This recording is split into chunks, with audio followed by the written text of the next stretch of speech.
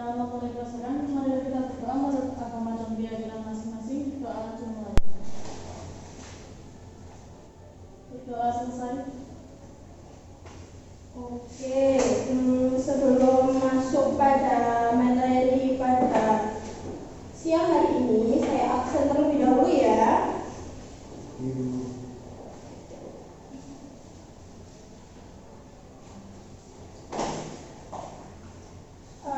Iis Arofah, Hadir Bu. Sabar dahulu. Masuk. Kira-kira ada yang tahu nggak Mas Sabar kemana? Nggak tahu Bu, soalnya saya nggak masuk.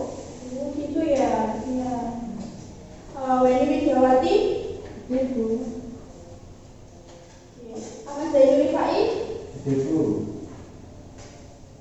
Paulus. Tanpa keterangan atau sakit atau gimana? Izin. Oke, izin Mas. Ternyata. Katrina. Hadir Bu. Diana Putri. Hadir Bu. Erina. Hadir Bu. Oke, sudah selesai ya. Ini banyak yang hadir ya pada siang hari ini. Sebelum memulai pembelajaran pada siang hari ini, Ibu mau bercerita terlebih dahulu. Pada suatu pagi, kalian pernah nggak diajak oleh ibu kalian ke pasar? Pernah. Interaksi apa yang kalian lihat di pasar? Kira-kira? Membeli pasar? Tawar menawar. Mbak Is apa tadi? Jual beli. Mbak Erina? Membeli barang. Mbak Weni? Jual beli. Oke, betul sekali semua. Ayo tepuk tangan. Nah, untuk melakukan jual beli itu biasanya ada siapa? Ada penjual dan pembeli. Oke, bagus. Ketika ada seseorang yang ingin membeli barang, tentunya akan ada si penjual. Nah, di sini nanti kita akan belajar tentang kalau kita beli barang itu biasanya diapakan? Pembeli itu biasanya apa? Saya menawarkan. Menawarkan ya, Mbak Erina, Mbak Weni. Terus kalau dari sisi pembelinya itu biasanya ngapain? Kalau sudah ditawari barang gitu? Biasanya nawar lagi sampai harga benar-benar murah. Benar-benar murah ya. Jadi itu dari sisi penjual itu biasanya menawarkan barang dagangannya. Misal, Mbak mau cari barang apa gitu ya, kan biasanya umumnya di pasar kayak gitu. Mas mau beli ini enggak gitu. Jadi mereka menawarkan barang dagangannya. Nah, dari sisi pembeli itu biasanya mereka meminta atau mencari barang kebutuhannya. Misal dari rumah sudah dipikirkan, oh aku nanti ke pasar mau beli apel gitu ya. Jadinya nanti sampai di pasar dia akan mencari pedagang apel. Ketika pedagang apel menawarkan apel, maka dia akan membeli apel tersebut. Ada yang bisa tahu hari ini kira-kira kita akan belajar apa? Permintaan dan penawaran. Betul. Ada yang lain? Pembelian. Nah, kurang tepat. Lebih tepatnya kita akan belajar tentang hukum permintaan dan hukum penawaran serta asumsi-asumsi yang mendasarinya. Ya.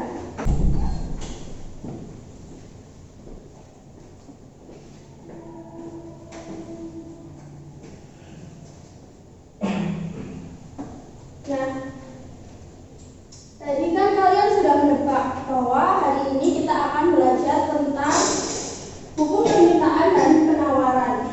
Nah, di sini kita akan mempelajarinya dan tujuannya yaitu untuk yang pertama menginterpretasikan hukum permintaan dan penawaran. Nah, yang kedua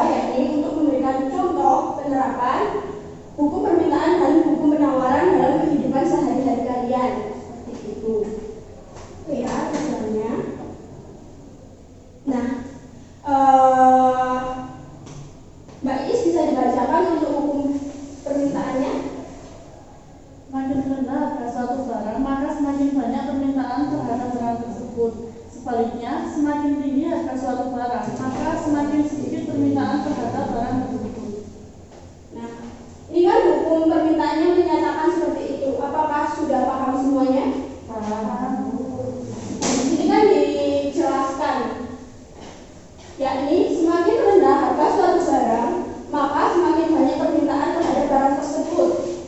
Sebaliknya, semakin tinggi harga suatu barang, maka semakin sedikit permintaan terhadap barang tersebut. Nah, contohnya, ketika kita pergi ke pasar tadi kan ya, kita pagi-pagi ya ibu pergi ke pasar. Misal pada pagi hari ini kita akan membuat sayur sop seperti itu. Jadi apa yang akan kita cari untuk membuat sayur sop?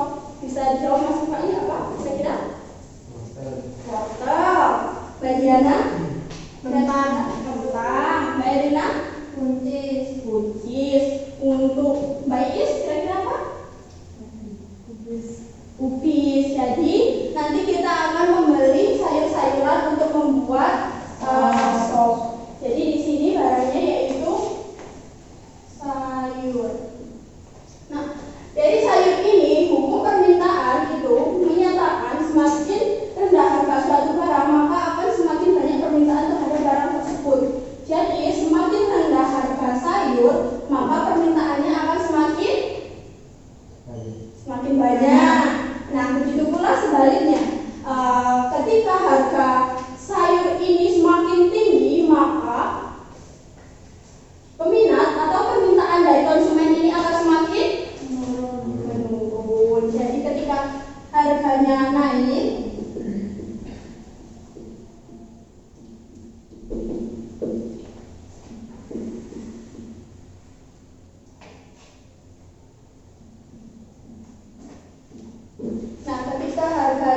permintaannya akan berkurang atau akan menjadi sedikit. Sedangkan ketika harganya turun, maka pembelian atau permintaan itu akan semakin bertambah banyak atau peminatnya akan semakin banyak. Nah, itu dari hukum permintaan. Nah, selanjutnya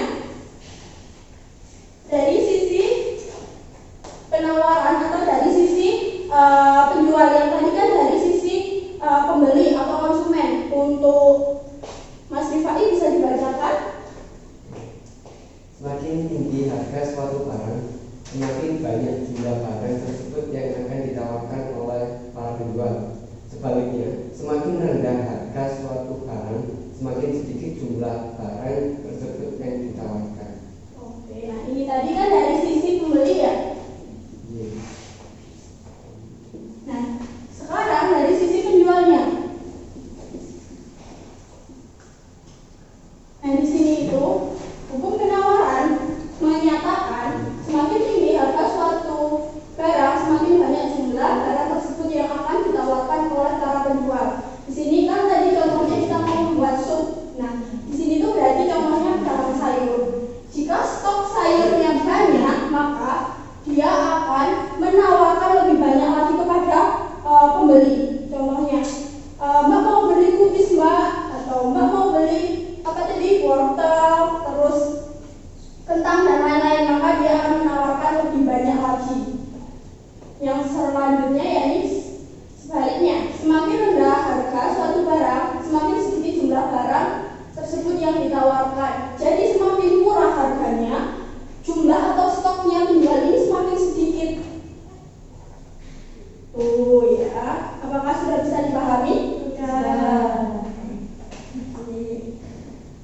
Nah, ini adalah asumsi dari hukum permintaan dan hukum penawaran.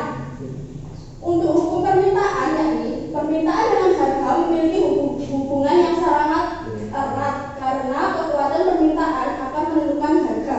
Sebaliknya, tingkat harga akan mempengaruhi tingkat permintaan. Naik turunnya harga akan mempengaruhi terhadap naik turunnya permintaan. Ada yang bisa paham dari asumsi ini?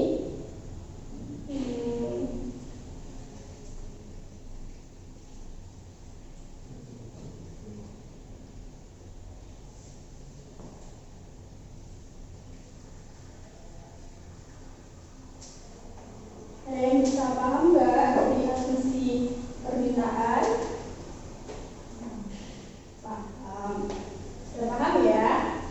Untuk nanti kalau ibu suruh berikan contoh sudah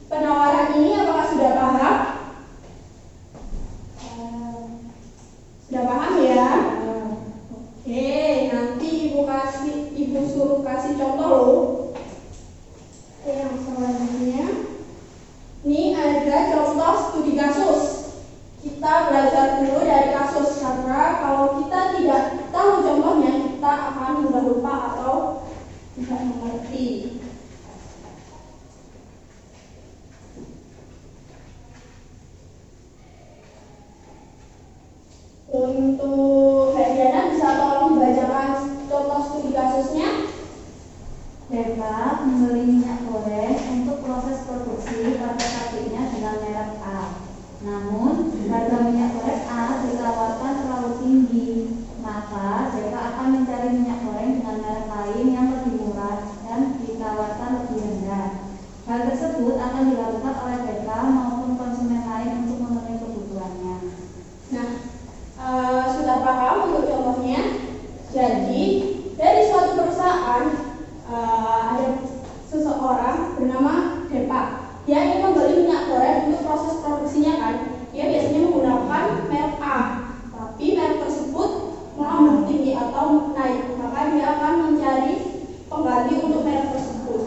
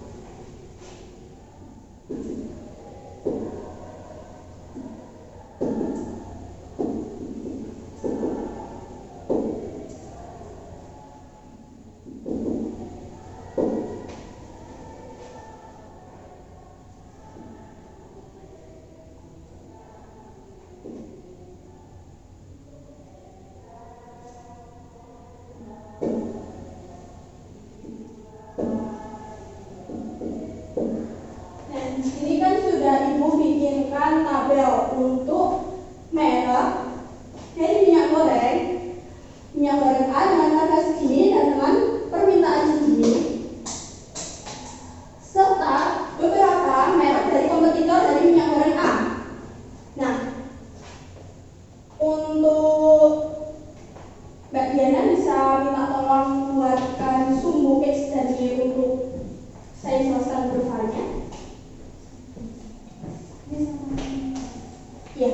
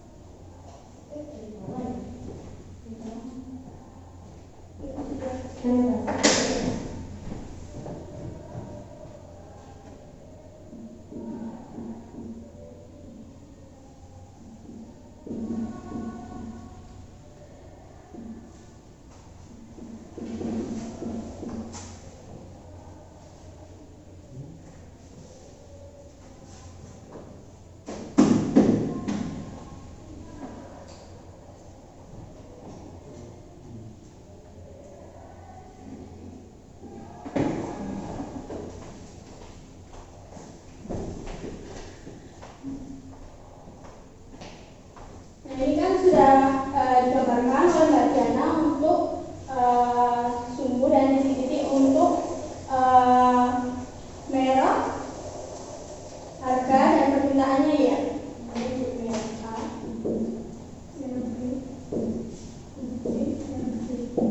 Nah, di sini itu untuk yang merek A itu kan dengan harga 22.000, dia permintaannya dua orang yang membeli. Jadi di sini dari 2 kita tarik ke atas. Di sini kan ketemunya di harga 22 untuk yang A. Sedangkan untuk yang merek B, yakni dengan harga 20.000, dia dengan 6 permintaan atau 6 pembelian dari konsumen.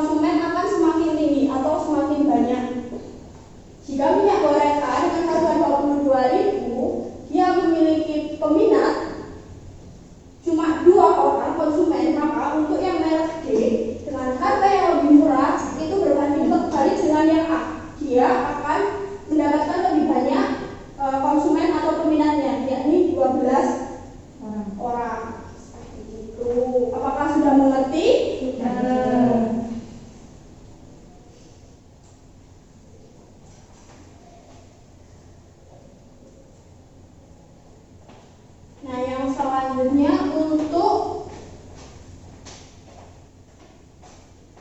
penawaran, Mbak Irina bisa tolong dihapuskan dulu yang di papan.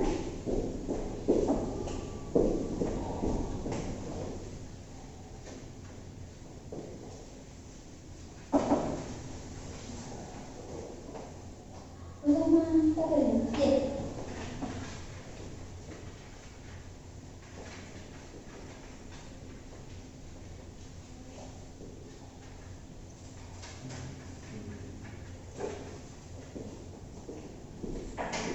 Nah, jika tadi sudah saya jelaskan dari sisi pembeli, yakni permintaan dari para konsumen, yang selanjutnya adalah kurva untuk dari sisi penjual. Nah, di sini sebagai contoh tadi tetap minyak goreng.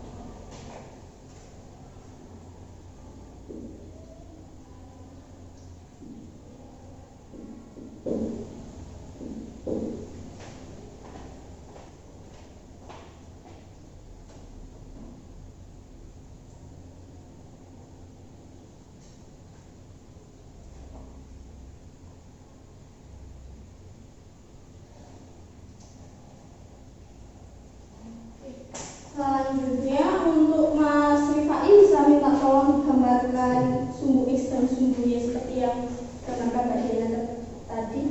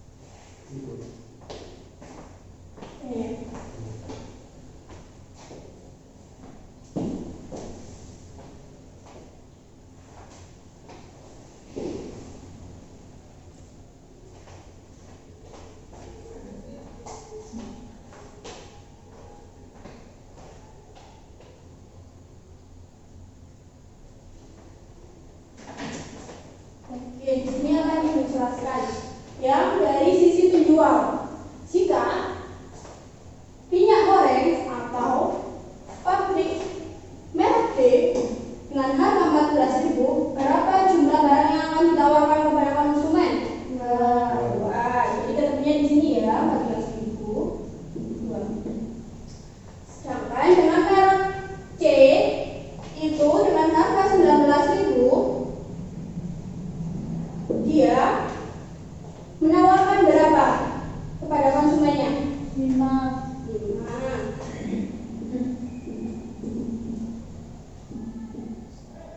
Untuk yang merek B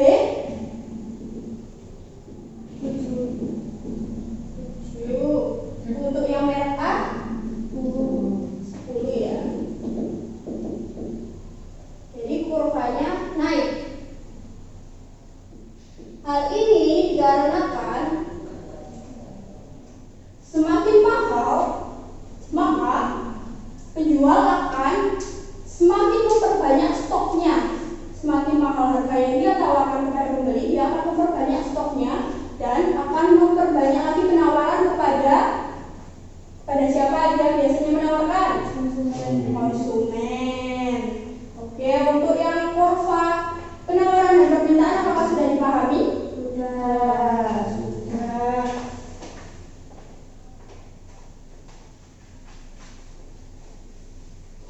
Nah, tadi kan kita sudah belajar dari sisi pembeli dan penjual. Ketika ada yang menawarkan, ada juga yang meminta. Jadi di sini ada satu kurva lagi, namanya kurva keseimbangan atau kurva titik temu.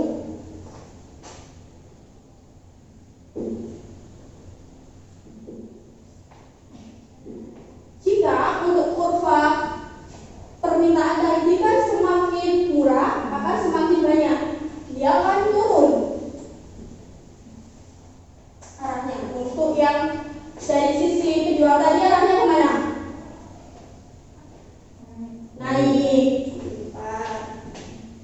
Naik. Nah, ini ada titik di tengah, ini namanya titik keseimbangan. Titik bertemunya antara kemauan pembeli dan kemauan penjual. Biasanya ketika kita di pasar, kita akan menawar. Nah, ketika kita sudah deal untuk membeli barang tersebut, itu kita sudah berada di titik keseimbangan ini. Apakah sudah bisa dimengerti? Sudah.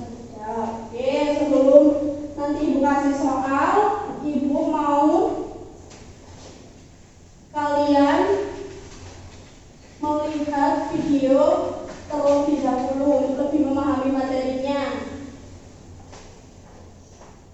Nah, dari video ini apakah sudah lebih menambahkan pengetahuan kalian tentang hukum permintaan dan penawaran? Sudah, Bu.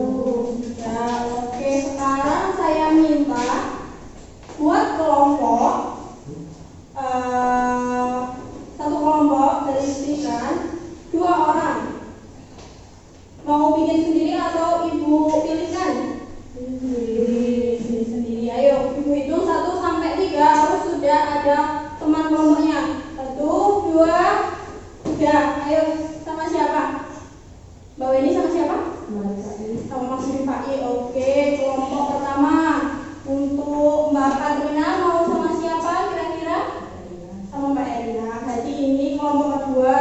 Dan yang terakhir berarti kelompok ketiga ada Mbak Yana sama Mbak Isis ya.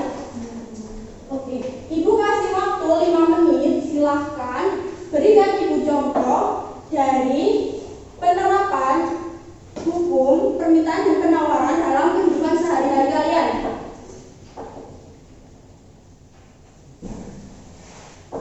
Contohnya saja yang singkat-singkat dalam kehidupan sehari-hari.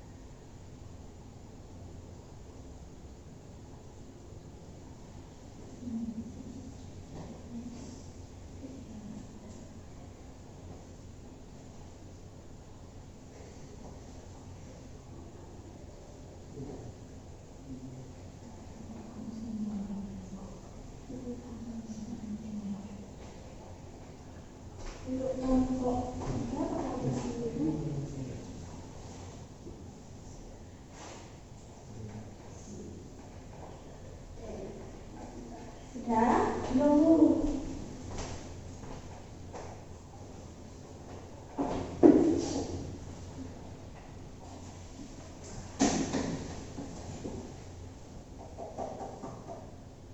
Ada yang sudah selesai?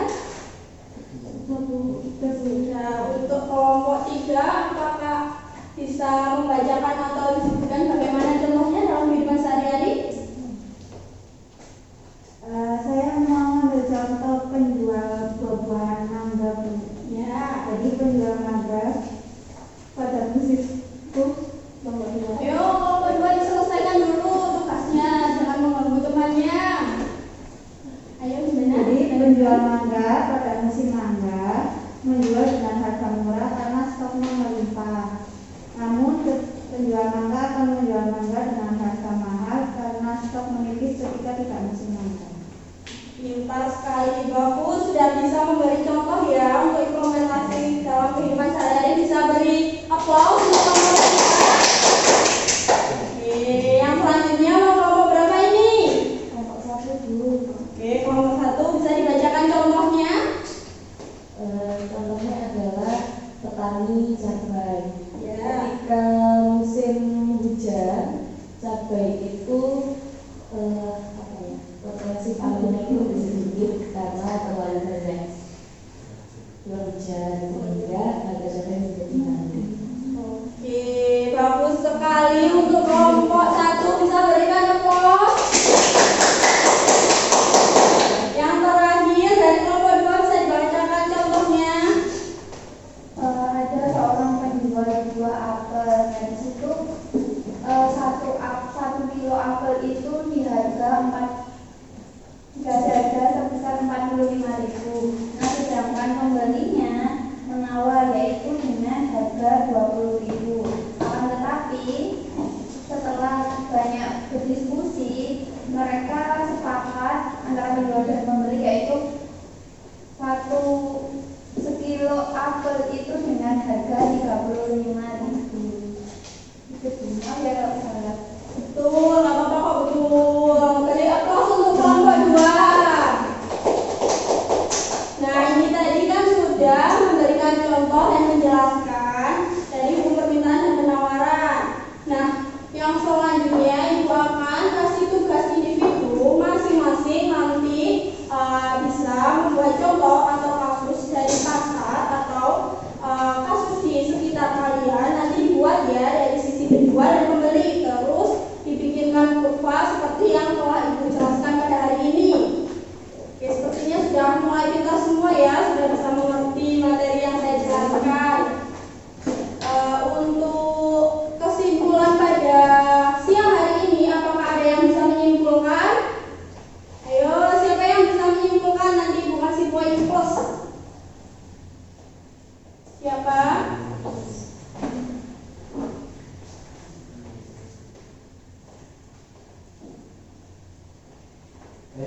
Oke, ayo Mas Rifai, apa kesimpulannya dari pembelajaran pada siang hari ini?